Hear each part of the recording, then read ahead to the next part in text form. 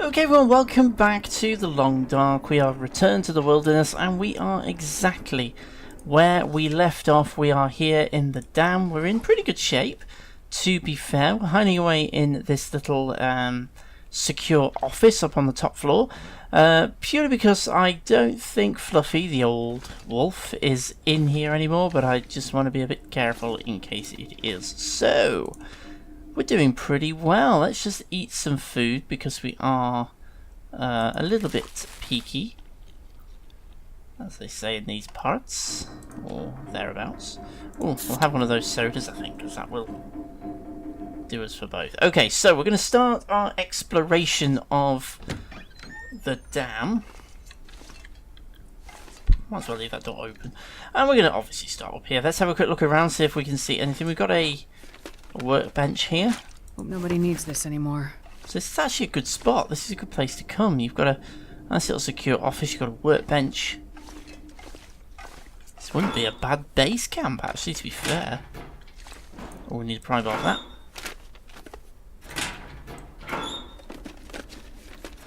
Nothing in the medical locker. That's disappointing. Of course, that forms part of Wintermute. We've got a book. Just good for fire starting material. Quick rifle through these drawers.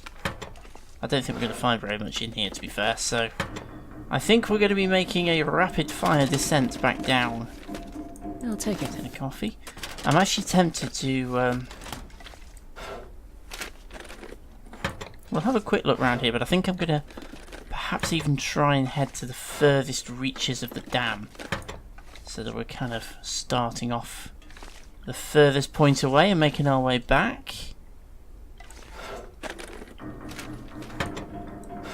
Exploring as we go, and hopefully we're in the best shape to fight if we need to. Okay, nothing up here, I don't think, if I remember correctly. It just leads to a dead end. Can't go through that door. We might as well have a little look anyway. Obviously that's where we've just come from.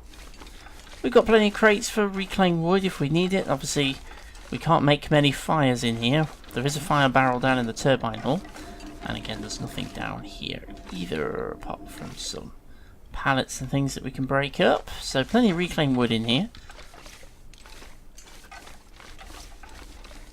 Oops, okay, so here we are in the main entrance. That's the way in. Obviously that's our little hidey hole. I am very sorely tempted to make my way through. Now this used to be pitch black and now it's not. We actually have some light down here. So I'm pretty sure the wolf is no longer down here. But I'm still a little bit on edge. I haven't actually been in here in survival mode since that particular change. Oh, I need to find food. Do you know what? I've been walking around saying there's a fire barrel in here. Obviously it's all changed. There is, but I haven't actually checked. This used to be, for anyone who doesn't remember the Long Dark from its very early days, this used to be a pretty barren, pretty open space. And when Wintermute was released, they've added a lot of clutter, a lot of bits and pieces that, to be fair, you would expect to find in this kind of environment. So it's a lot more realistic now than it used to be. This just used to be a pretty empty, pretty open space that you could just sort of just walk around pretty easily. Okay, let's head up here. We've got some stuff and things up here. I think it's fair to say that we have no wolf. Certainly not in this section anyway. We have a dead dude down at the far end, so let's go and have a look down here. In Wintermute this is a little bit harder to traverse.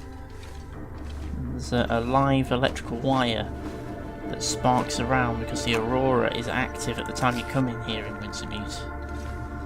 It's a scripted part of the story. I have seen that stack of papers. I'm just not excuse me, not overly bothered. I don't know whether that live electrical wire would spark up in survival mode. And this gantry never used to be here either. across the middle. There's actually a little bit of food down there, so it's probably worth us going and having a quick look. We can cross over here. And I did see some stuff at the end of here, so what can we get it? Another fire striker, that's a good find. And a bandage. Got the ominous music playing, as it always does when you're in spooky environments. Puts you a little bit on edge, even though I think we're relatively safe in here. We've got a bit of firewood that's fallen in. You can no longer get down there. I think you used to be able to, but I don't think you can now. Pretty sure you used to be able to. We can climb down this here mountaineering rope. I don't think we can collect it. I think we can climb down it though. I'm just trying to decide whether I can be bothered. I think I'm going to. It's only a short one. In fact, I think we need... actually, do we need to use the mountaineering rope to get to this side? I think we might have to. Oh no, we can walk around. I think again in Wintermute, the path across this room is a little bit more complicated. We can't get out through that door, by the way. Okay, nothing down here. Okay, not very much in here. There's a bit of reclaimed wood there by that fire barrel. We'll leave it there. That's the only place in here we can make fires, so... Nothing up here on top of the turbine. So a bit of a cagey start, not very much going on here. Not very much in this space. This is the first time I've been in here in Wintermute, so outside of Wintermute, sorry, since the Wintermute update. There was a bit of food up there. I'm around the wrong side. I'll come and sort that out when I come back. Just hopefully I won't forget. Okay, so this is the route down to the lower dam. And the lower dam is the pathway through to one of the other regions, and I always forget which region. I always get it wrong, so I'm not going to embarrass myself by saying. Let's pick up the broken arrows that you always find embedded in this door. Another storm lantern. There's a fourth storm lantern we've found in game so far. Not quite as rare as they used to be. And this has all changed as well since the first iteration of the game. It's a lot more cluttered down here now, a lot more realistic, a lot more going on. So we've got a sewing kit, some matches.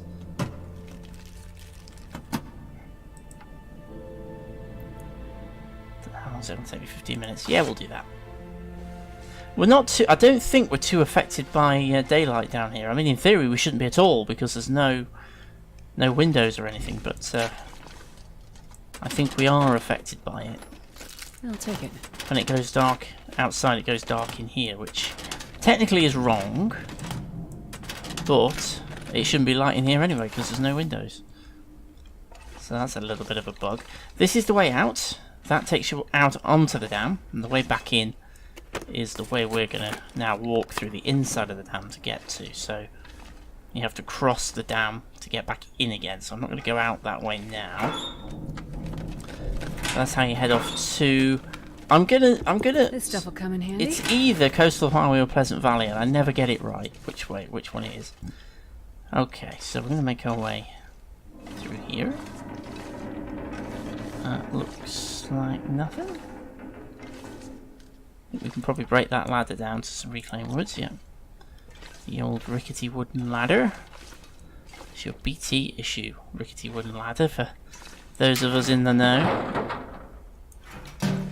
Okay, so we're going to carry on down then. So this takes us to what I believe is the lower turbine room. So my understanding, if I've got my geography right, this is below the turbine hall, up above. This has changed quite a bit. There used to be some extra benches and extra things in here. And anyone who remembers this from Wintermute, you have to use this little pathway here to get around without being hit by live wires. Obviously, in survival, we can just walk straight across, not a major issue.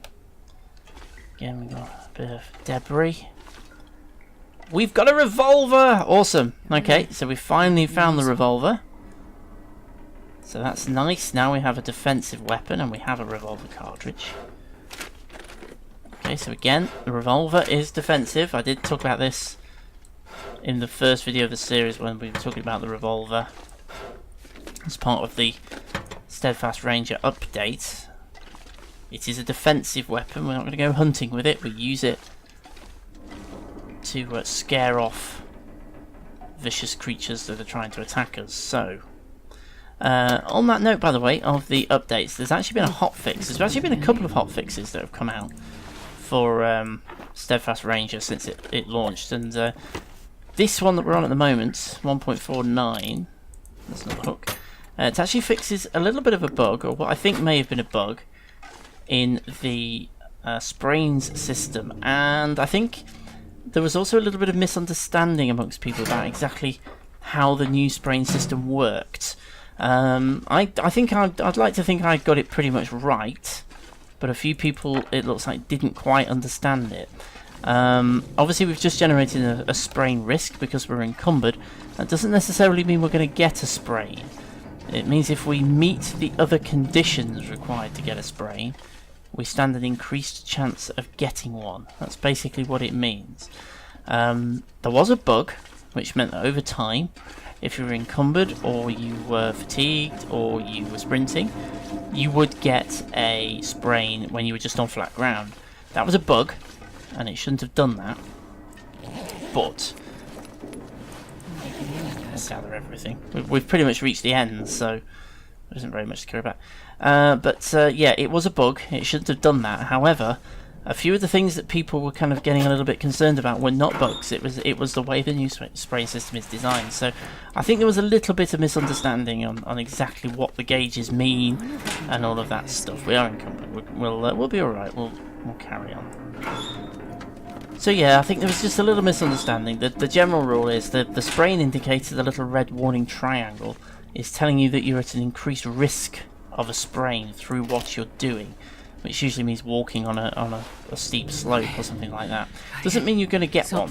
And I think some people were kind of leaping back as you do with weak ice with that, and you don't necessarily have to do that, but it does increase your chances of getting a sprain, and you're more likely to get them because they have modified the triggers for sprains. And it actually says this in the release notes, that paths that we used to kind of traverse without any problems, and that we're perhaps used to walking along, are now dangerous. You will get sprains with them, and I kind of figured that one out from the way the system reacted when I started using some of the paths I'm familiar with, and I think some people hadn't quite understood that that isn't a bug, that is how it's supposed to be, and you're just going to have to adapt your playstyle to avoid sprains.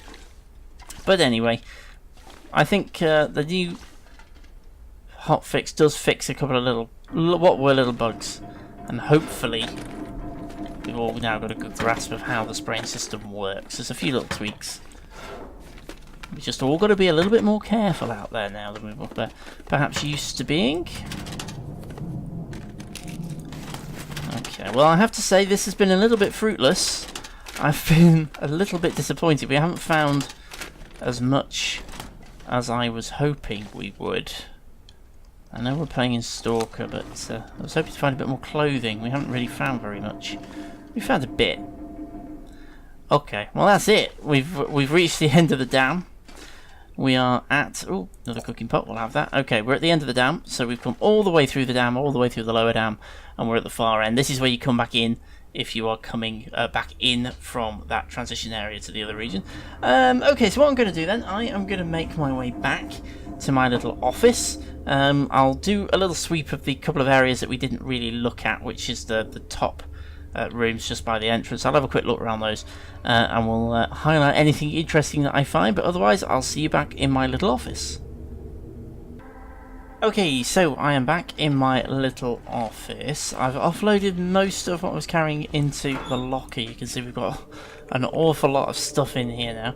I did find a few other little bits and pieces down in the other offices. Nothing massive, but one thing I did find was the Mariner's P coat, which is a good coat. It's not in great condition, but it's better than nothing. I also found a couple of sweaters, so I'm going to pop the better of those on as well. And we also have a scarf, but it's not as good as keeping my hats. And of course we found some boots on our travels, so I'm going to swap my shoes over.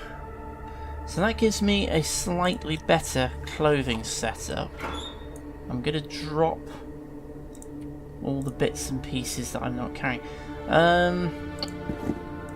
See, one of the things is, at some point I am going to need some leather to repair my my shoes. And I already need to repair that coat.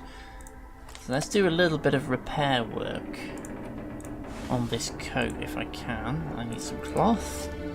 I popped it in here.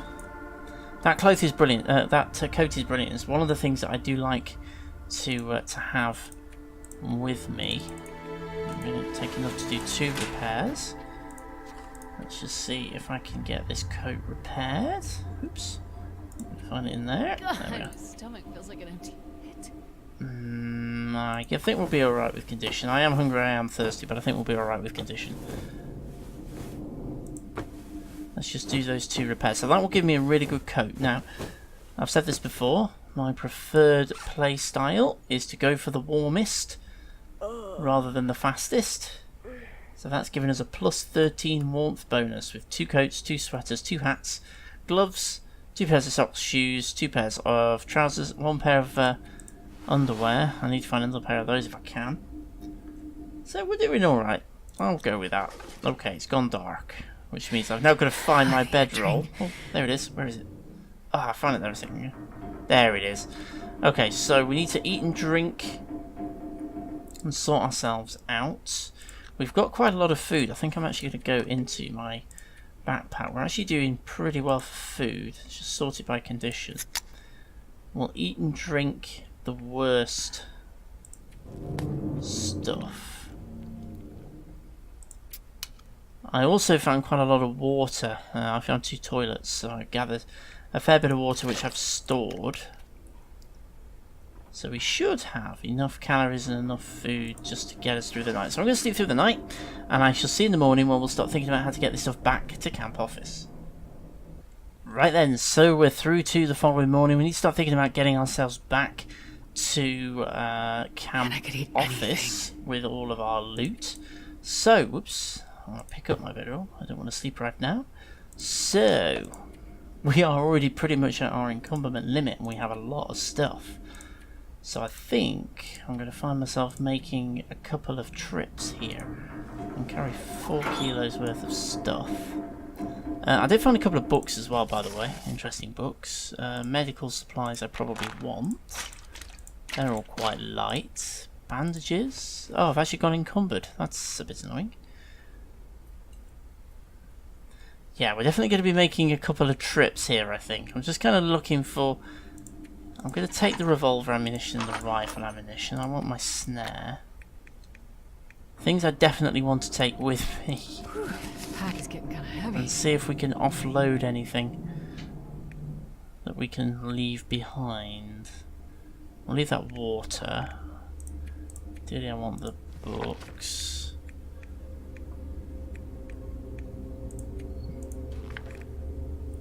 Okay, so I am 2.2 kilos overweight.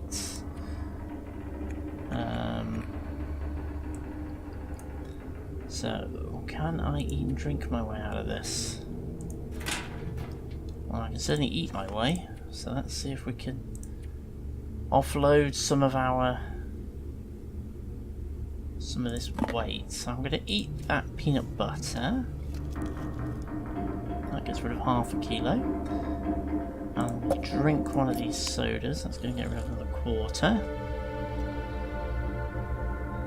That gets us a lot closer to our encumberment limit there. So hopefully we'll get away with that. Okay, so we're doing a couple of trips, I think. There's no point shutting the door. That's a little open. Okay, so let's head outside and start thinking about getting back to camp office. This is going to be interesting. Obviously, we've got a couple of routes we can take. We've got a more direct one, and we have a slightly longer-winded one. I didn't actually come and search out here, you know. Well, we'll leave that for now, because we've already got quite a lot of stuff. Obviously, we have the potential for lots of wolves. We have the potential for bears. There's also a deer hide out here, isn't there, that I'd totally forgotten about. I need to harvest that deer. I totally forgotten about that. Okay. Let's harvest this deer and get its hide. I don't think there's going to be any meat on it, but we'll get the hide and the gut.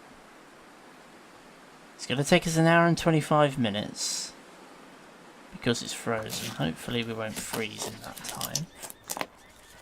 We are in hypothermia risk, but that's not a problem. Okay. It's a relatively safe one because this is a sort of secured area. But let's get ourselves back inside. And we'll lay this thing out to cure. I've totally forgotten about that, but I wanted to harvest it before I left the dam so I could leave it curing in here. So it's curing away. Might as well just leave it. Whoops. In the wrong menu. Where are we? So we've got 2 guts and we have a deer hide. So that's our first hide and our first gut of this game. So they can start curing. Leave those in here. So they're nice and easy to get. The only slight downside, of course, now is that we have frozen ourselves, so we're going to have to warm ourselves back up again before we can go anywhere. I think what I'm going to do, let's drop outside. I know it's cold. We're getting ready to do our trip across the wilderness back to camp office, but I think what I'm going to do, we'll end this video around the campfire. We'll warm ourselves up with this campfire. We'll cook some of our food, or our coffee, I think is probably our best bet. And then hopefully when we start the next video, we're in a good position to just go for it and we can make our way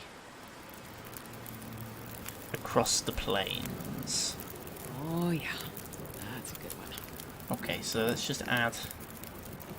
We'll add the reclaimed wood. We'll add both bits of reclaimed wood. I know we're technically wasting it a little bit, but at least we are hopefully keeping ourselves above freezing once it gets up to some sort of temperature. And we want to cook. God, I've never felt so cold in my life. Okay, maybe that's not how you do it. How do you do it? I've definitely got coffee.